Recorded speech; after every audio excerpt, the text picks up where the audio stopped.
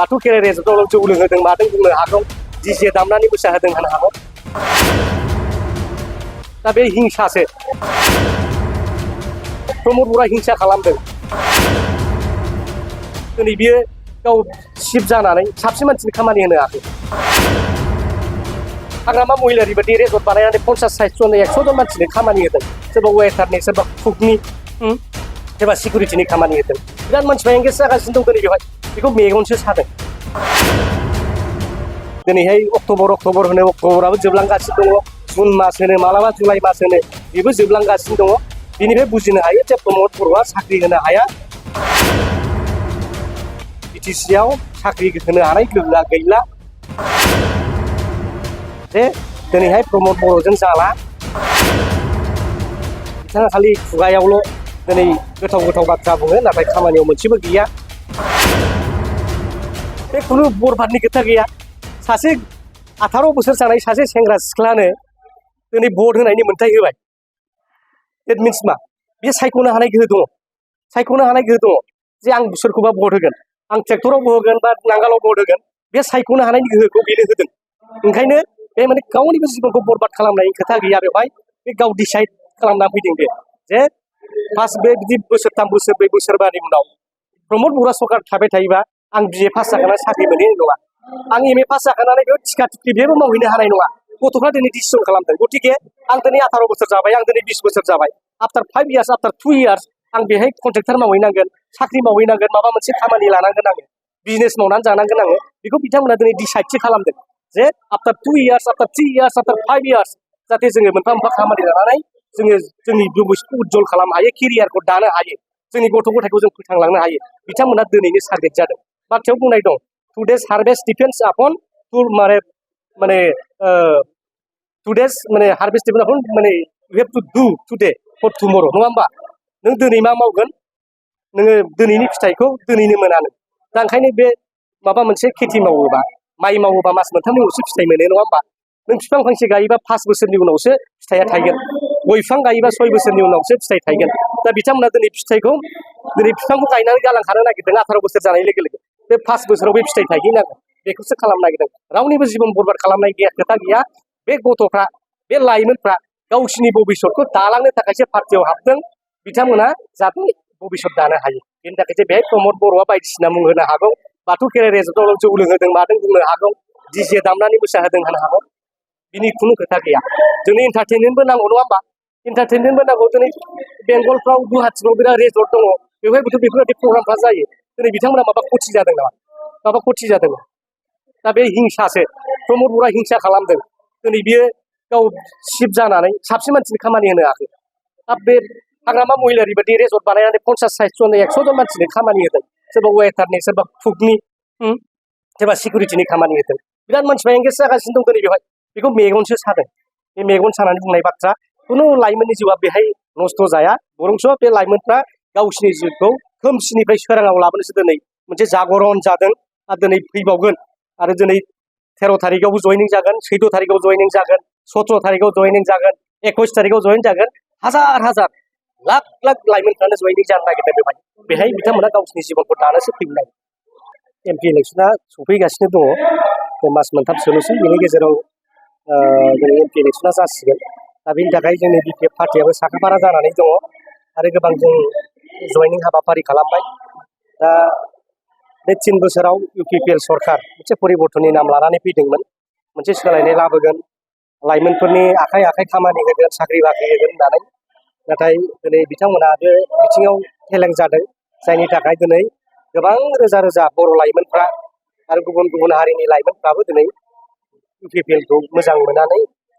जे बिथांमोना हाबदोंमोन बै समावहाय दा बिथांमोना नागार दिनै BPF दलावसो जयेन जाफिनगासिनो दङ दिनै बेखौनो बुजिनो हायो जे दिनै पावार गैया BPFआ गभर्नमेन्टआवबो गैया जों प्रमद बर' सालायबाय थादों नाथाय माब्रै जोंनि BPF दलाव हाबफैखो बे सिन्था खालामनांगौनि दिनै दरखार बिथांमोना हाजारखि जोंनाव हाब्रु सारा मानो बिथांमोना गावसोरखौनो फोसाबनानै लाथों दिनैहाय बिथांमोना बायदिसिना बुंबाय थायो माबा रेजर्टआव जोंनि लाइमोन सेंग्राफोरखौ फरायसाफोरखौ लांनानै जौ लोंहोहैदों जयेन खालामहैदों बेबादिनि जेबो बेहाय माबा गैया दिनै फरायसाफ्रा दिनै जायफोर 18 बोसोर जाबाय 18 बोसोर जानाय लोगो लोगो भट होनो मोनो बिसोरो सायख'नो हानायनि गोहो थाबाय ओंखायनो एडाल्ट फ्रान्सिस हिसाबै बिसोरनो भट होनानै गावसिनि बिजाथिखौ सायख'नो हानाय गोहोखौ होदों दिनै भारत सरकारा संबिधाननि गेजेरजों दा बिथांमोना गावसिनि दैदेनगिरिखौ सायख'नो हायो दा बिथांमोना दिनै सायख'दों फरायसाफ्रा दिनै सायख'दों लाइमोनफ्रा सायख'दों जे दिनैहाय प्रमद बर'जों जाला बिथाङा खालि खुगायावल' दिनै गोथाव गोथाव बाथ्रा बुङो नाथाय खामानियाव मोनसेबो गैया दिनै साख्रि बाख्रिखौबो नेनानै आंगायलांबाय डिसेम्बर होनो डिसेम्बरा जोबलांगासिनो दङ दिनैहाय अक्ट'बर होनो अक्ट'बराबो जोबलांगासिनो दङ जुन मास होनो मालाबा जुलाइ मास होनो बेबो जोबलांगासिनो दङ बेनिफ्राय बुजिनो हायो जे प्रमद बर'आ साख्रि होनो हाया बिटिसिआव साख्रि होनो हानाय गोहोआ गैला 16टा डिपार्टमेन्टल' नङा गासिबो डिपार्टमेन्टआ थांबाय दिनै रोखा फोरमान जादों आरो दिनै बिथांमोनहा गामि सोसननानै बिराद गावसोरखौ माने जाहिर खालामबाय थानाय बिराद गिदिर खामानि मावदों खिन्थु दिनै बे सनितपुर बिश्वनाथ जिल्लायाव 41टा बर' गामि सोदेरदों होनदों दा बे दब्लायसे हा सोखो खय बिगा हा सोखो बिनि दिनै जेबो उल्लेख गैया खिन्थु बिटिसि एकर्डनि गेजेरजों 9000 स्कुवेर किल'मिटार बेजों हा लानानै मोनसे एरिया जादोंमोन नाथाय एक्सटेनसनाव खय बिगा हाखो बेखौ दा बे बिथांमोना क्लियार खालामनो हाया दा बेनि थाखाय गामि सोसनदों मादों रंजानांगौ बाथ्रा गैया दिपेन बर' बिथाङा दाख्लै बुंदों जे बिटिसिआ बिटिसि थागोन बिटिआरआ पावारफुलसिन जागोन मा मिनिं जाखो जेबोथ' माने गावनो क्लियार नङा दा बिटिसि हिसाबै सालायदों ना बिटिआर हिसाबै सालायदों बिथांमोना गावसोरनो क्लियार नङा माने बिटिसिआ बिटिसिआनो थागोन बिटिआरआ पावारफुलसिन जागोन मा होननाय जादों बे खिन्थु रायजोआ बिटिसि जोंना बिटिसि रायजो दा बिटिआरआ मा बिटिआरआ जाबाय मोनसे काउन्सिलनि गाहायावसो काउन्सिलासो देरसिन काउन्सिलनि सिङावसो रिजन जानो हायो बेखौ 6 सिडुलाव अलरेडि लिरनाय दङ बिथांमोना बेखौ बुजिनोनो नाजायाखै संबिधाना मा बिथांमोना 6 सिडुला मा बुजिनो नाजायाखै दा बेहाय दिनै 41टा गामि सोनानै दिनै बिटिसिखौ मोनसे सेटेलाइट काउन्सिलनि मदआवसो लांनो थांगासिनो दङ ओंखायनो जों खावलायदों कन्टिगिउटि जानांगौ बाउन्डारिया माजबाटनिफ्राय ओरै फासनि दैनिफ्राय कन्टिगिउटि जालांनांगौ दा 41टा गामि सोदों बे कन्टिगिउटि जानांगौ समस्थिया बेखौ माने लाजोबनांगौ बेहाय उदालगुरि डिस्ट्रिक्टजों बेखौ मार्चाप खालामनांगौ बेसो जानांगौ बाउन्डारि थानांगौ बेहाय खय बिगा हा हाबदों बिनि दिनै डिक्लारेसन नांगौ बाउन्डारि डेमार्केसन नांगौ जों होमबासो जों बेहाय गोजोननो मोनगोन नङाब्ला बेहाय नोङो रंजानाय नामाव रंजानानै एथम गावनानै अमा बेदर जालायनानै जेबो मिनिं थाया दा जोंनि बिपिएफ दलआ दिनै सक्तिशालि जों हारसिङैनो गेलेगोन रावजोंबो लोगोआव थाया जों हारसिङै देरहागोन दरं उदालगुरियावबो देरहागोन आरो क'क्राझार देरहाखागोन बे मोनसे रोखा दिनै रोजा रोजा बर' सुबुंफोरजों लोगोसे बिजेपिआव थानाय मुस्लिमफोर बेंगलिफोर राजबंशिफोर सावथालफोर गरखाफोर गासैबो बिपिएफआवनो हाबजोब्बाय जोङो दिनै जयनिं प्रग्राम खालामगासिनो दङ दिनै 13 तारिखआव जोंहा मोनसे पाब्लिक मिटिं जागोन फकिराग्रामाव 14 तारिखआव उल्टापानि सरलपारायाव मोनसे जाबावगोन बेबादिनो गोबां जयनिं हाबाफारि दा दिनैहाय कुसुगावआवबो जागोन रङियाव जानो थांगासिनो दङ आरो दिनै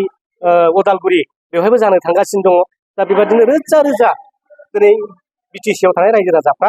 दिनै बिपिएफखौ नांगौ बे मोनसे बार बारदों आरो बे बारखौ रावबो हमथानो हानाय नङा दिनै दैबाना गोजां बोथोरबाबो जेरेखम दैबाना जायो बेबादिनो दैबाना जानानै लोमसाव होगोन खुनु इउपिपिएल होननाय खुनु माने बेहाय बिजेपि होननाय राजनितिक दलाव गसंथानो हानाय नङा बेबादि स्पिडआव जों खामानि मावगासिनो दङ दा बेहाय माने सोरबा प्रमद बर' बुंनाय सोरबा राकेश ब्रह्म बुंनाय सोरबा फेरेंगानि बुंनायाव जों जे माने फावसायनानै थागोन जों जे उनफिनगोन बिथांमोननि गाज्रि राव बुंनायाव रायजोफ्रा जे गलिगोन बिपिएफखौ गाज्रि बुंनायाव रायजोफ्रा जे बिथांमोननि बाथ्रायाव जे इउपिपिएलआव गोजोमहाबहैगोन दिनै बे जाला बिथांमोननि ट्रेक्टरा अलरेडि पामचार जाबाय ट्रेक्टराव बिथांमोना मबिल सोनो हाला सार्भिसिं खालामनो हायिनि खुनुरुखुम नैबे माबासिम गावसिनि ट्रेक्टरखौ 2025सिम थिरिं बिरिं नारनानैबाबो स्टार्ट होनानै सालायनो हागोन बिनि उनावहाय बिथांमोननि ट्रेक्टरा सोलिला आरो बे सेमि फाइनाल 2024आ बे सेमि फाइनालाव जों देरहागोन फाइनालावथ' आरो बुंनांला जों आरामसे फेयार प्ले जों गेलेनानै देरहासारनो हागोन हारसिङै सरकार दानो हागोन जोङो 2024आव सानै एमपि देरहानानै जोङो सासे केबिनेट मन्त्रि बिगोन भारत सरकारा जायखिजाया इन्डिया फैयो ना एनडिए फैयो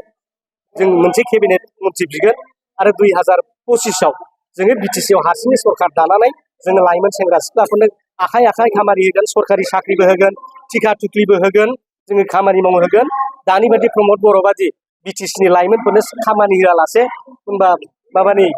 बेंगलनिफ्राय लाबोनानै बङाइगाव बरपेटा नगाव मरिगाव गुवाहाटीनिफ्राय तिनसुकियानिफ्राय डिब्रुगड़निफ्राय थिकादार लाबोनानै जों मावोबा जोंनि फैसाया बिटिसिआवनो सार्कुलेसन जाबाय थानांगौ थिकादारा क'क्राझारनिफ्रायनो ड्रेस बायगोन क'क्राझारावनो बाला अन्थाइ बायगोन क'क्राझारावनो रड सिमेन्ट बायगोन बेबादिनो जोंनि फैसाया बिटिसिनि मोनब्रै जिल्ला बा मोनबा जिल्लायावनो जाहाथे सार्कुलेसन जायो बयबो थाइसे थाइनै आरजिनो हायो बयबो जाय जेखौ रोंगौ बेखौ मावनानै मोनजानो हायो बिनि बेबस्थाखौ जों खालामो। गोजोनथाव खौरां बाजाज बाइक लानो गोसो गुदुं सुबुंफोरनि थाखाय। क'क्राझार नोगोराव थानाय दावहारु अट' एजेन्सिया फैगौ 16, 17, 18 आरो 19 नभेम्बरसिम दिवाली धामाका अफार्स आरो लोगोसे मेगा लन काम एक्सचेन्ज मेला होगासिनो दं। दावहारु अट' एजेन्सियाव बायगिरि बिथांमोना लवेस्ट डाउन पेमेन्ट होनानै बाइक लानो हागोन आरो एक्सचेन्जनि खाबुआबो एभेलेबेल जागोन। नोंथांमोना क'क्राझार नोगोराव थानाय दावहारु अट' एजेन्सि श'रुमजों लोगोसे कारिगाव फेस्टिभ आउटलेट, दतमा फेस्टिभ आउटलेट आरो भटगाव फेस्टिभ आउटलेट ब्रान्च श'रुमावबो होबाय थानाय दिवाली धामाका अफार्स आरो लोगोसे मेगा लन काम एक्सचेन्ज मेलायाव फैनानै नोंथांनि लुबैनाय बाजाजनि बाइकफोरखौ गोसोबादि लाफैनो हागोन। बाजाजनि बाइक सालायनो मोजां मोनग्रा रायजो राजाफोरनि थाखाय दावहारु अट' एजेन्सि श'रुमा लोगोसे मोजां अफारफोरबो लाबोदों। बेफोरनो जाबाय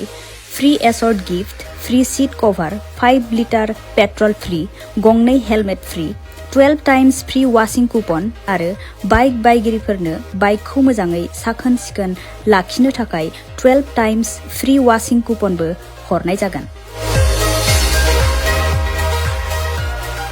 आबुङै मिथिना लाबावनो थाखाय 60000399 187 88 220 18193 जानबुं नम्बराव खौरां लाहरनो हागोन।